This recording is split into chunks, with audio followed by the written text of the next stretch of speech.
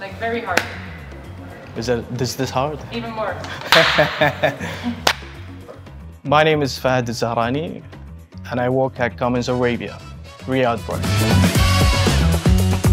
I have been in Cummins Arabia for 7 years, starting as a trainee and progressing to my current role as a maintenance contract coordinator.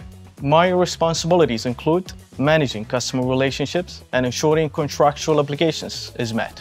I'm passionate about relationship building, collaborating with teams, and driving innovation to support our customers' success. Over my time at Cummins Arabia, I have progressively developed my skills and responsibilities. My technical expertise and strong communication skills have been instrumental to my career growth, and I have consistently sought out new challenges and opportunities to contribute to the company's success.